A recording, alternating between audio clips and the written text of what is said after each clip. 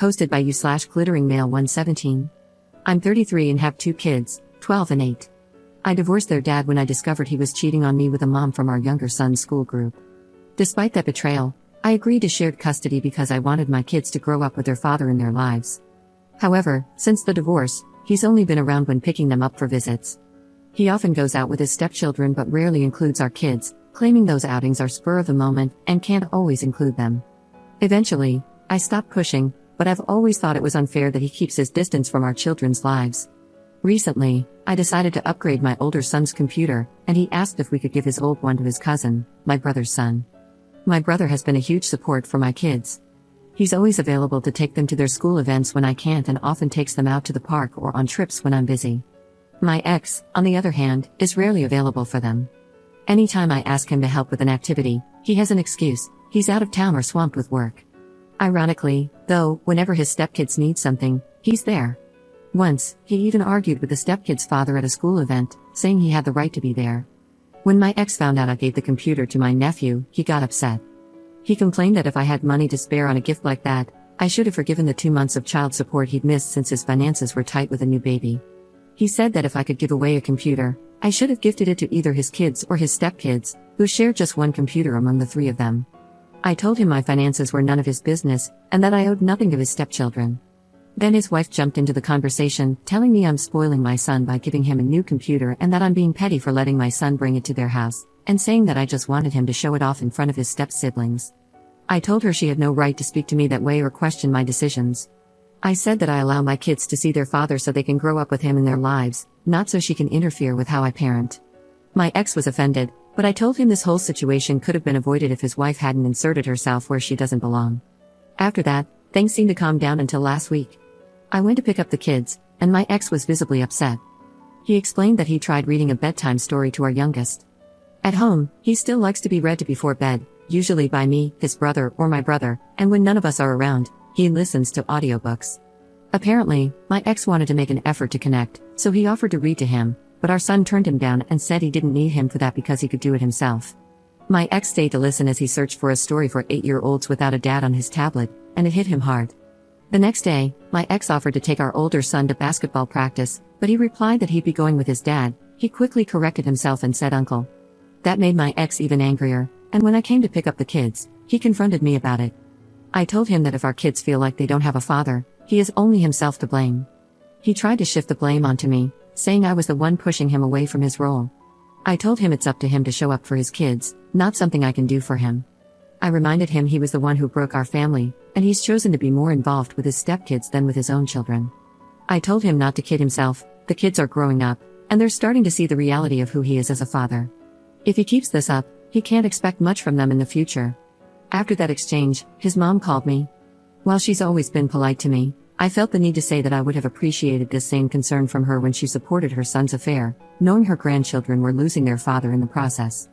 She hung up, and we haven't spoken since.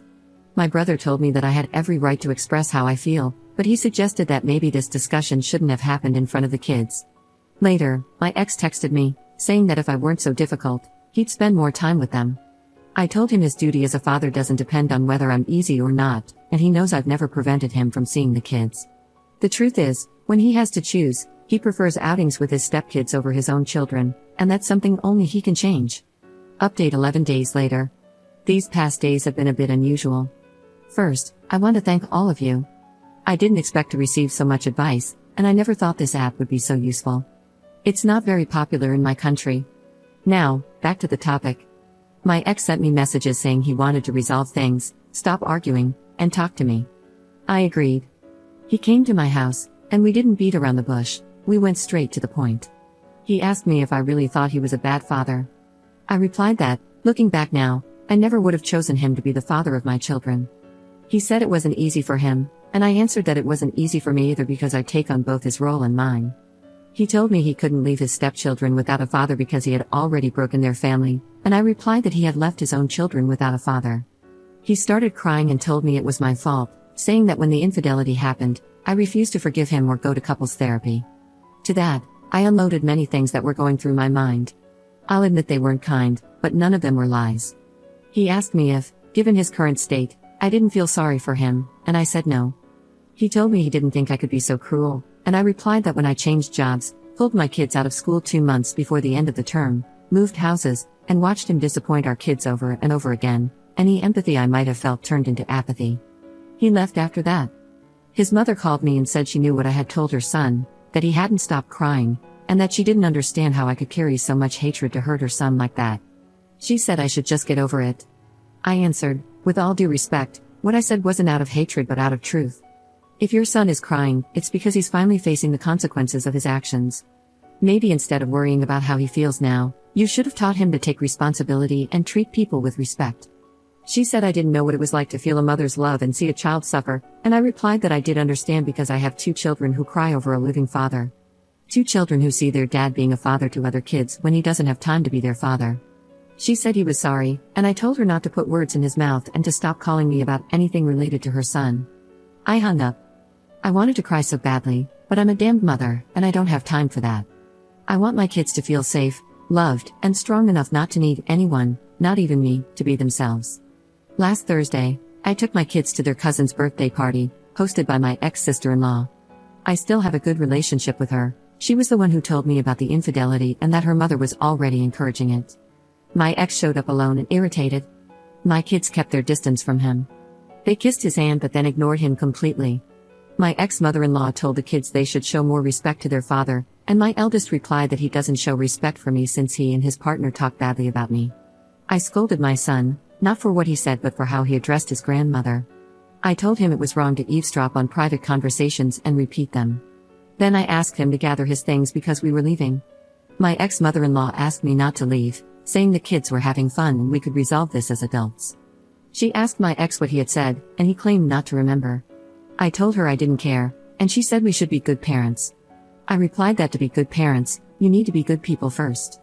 My ex was getting agitated. My ex-mother-in-law asked why we couldn't have a civilized co-parenting relationship. I told her everything I've mentioned here about his free will to see the kids and how the second custody agreement isn't working since he only sees them some weekends.